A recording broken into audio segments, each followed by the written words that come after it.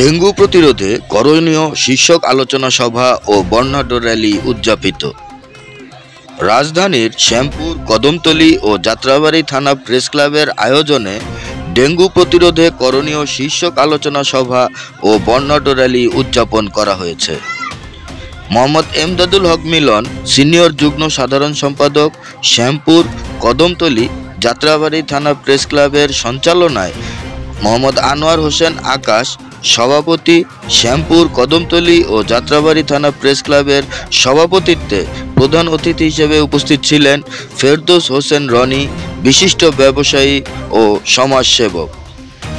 বিশেষ অতিথি ছিলেন এহতেশাম উদ্দিন নকিব, সাবেক যুগ্ম সম্পাদক, যাত্রাবাড়ী থানা বিএনপি, মাহবুব আলম, সিনিয়র সহসভাপতি, ৬০ নং ওয়ার্ড বিএনপি ও সাবেক যুগ্ম আহ্বায়ক, স্বেচ্ছাসেবক দল, ঢাকা মহানগর দক্ষিণ, মোহাম্মদ শাহ আলম, আহ্বায়ক, ৬১ নং ওয়ার্ড বিএনপি, মোহাম্মদ নুরুল আমিন, আহ্বায়ক, ৬২ নং ওয়ার্ড বিএনপি, হোসনে আরা হেনা, আহ্বায়ক, মহিলা দল, যাত্রাবাড়ী থানা, মোহাম্মদ আনোয়ার হোসেন, সাধারণ সম্পাদক, শ্যামপুর, কদমতলী, যাত্রাবাড়ী থানা প্রেস ক্লাব। উক্ত আলোচনা সভায় প্রধান বক্তা ছিলেন সাবেক ছাত্রনেতা হাজী মোহাম্মদ মাসুদ আলী, সিনিয়র সহসভাপতি, শ্যামপুর, কদমতলী, যাত্রাবাড়ী থানা প্রেস ক্লাব। প্রতিবেদক senior staff reporter Mushfiqur Rahman. এখনো তারা এই ধারাবাহিকতা অব্যাহত রেখেছে। ডেঙ্গু সচেতনতায় মূল ভূমিকা হচ্ছে নিজেকে সচেতন করা। আমি যতই বলি আপনি সচেতন হন, আপনি সচেতন হন, কিন্তু আমি সচেতন না, তাহলে কিন্তু কাজ হবে না। আমার নিজেকে সচেতন হবে। এবং আমার পার্টিতে ৫,০০০ নেমে এসেছে। তো আমি মৃত্যু সজ্জা থেকে ব্যাক করছি। তো আমি জানি যে আসলে ডেঙ্গু হলে একটা মানুষের কি অবস্থা হয়। এখানে অনেকেরই কিন্তু ডেঙ্গু হয় না, কিন্তু যার হয় না সে কিন্তু বুঝতেছে না আসলে ডেঙ্গু রোগটা কি। মৃত্যুবরণ করেছে, কিন্তু এই ফ্যাসিস্ট সরকার, এই ফ্যাসিস্ট সরকারের মেয়র, এই ফ্যাসিস্ট সরকারের স্বাস্থ্যমন্ত্রী হতে শুরু করে কেউ কিন্তু তাদের পাশে দাঁড়ায়নি। তারা শুধু পত্রিকায় দেখাচ্ছে, মিডিয়াতে দেখাইছে আমরা এই করতেছি সেই করতেছি, কিন্তু আসলে তারা কিছু করে না।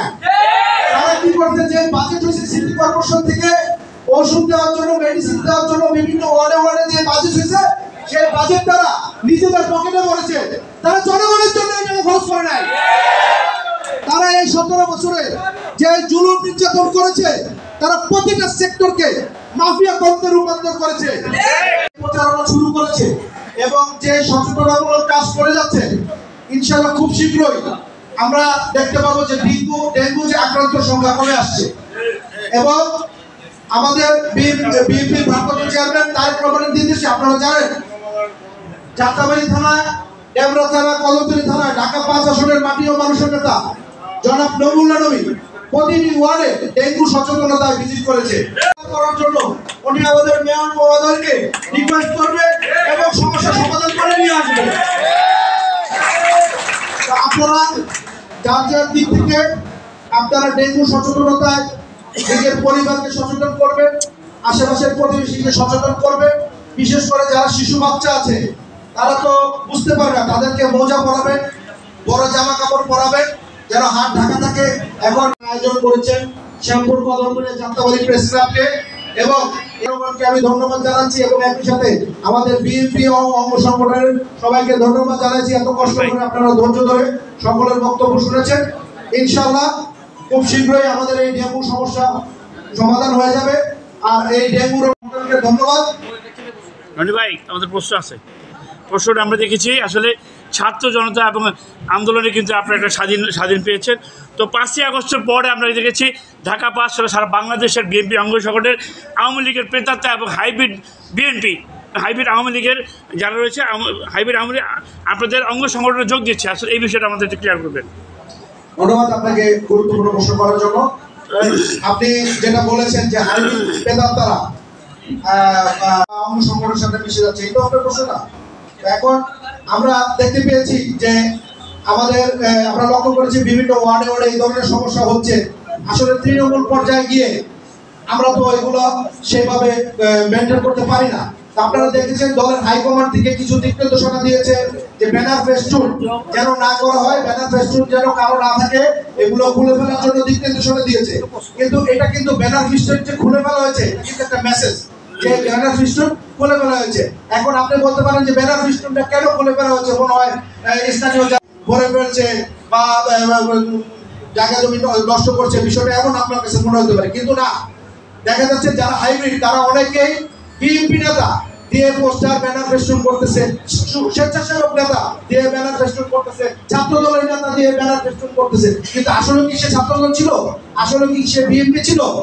এটা কিন্তু দলের পক্ষ থেকে একটা মারাত্মক গুরুত্বপূর্ণ অ্যাকশন এবং একটা মেসেজ।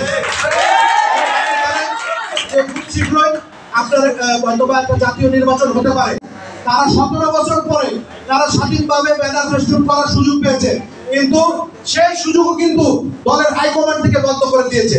এটা বুঝতে হবে। দল হাইলাইন আছে, তারেক রহমান হাইলাইন আছে, এবং ঢাকা 5 আসনে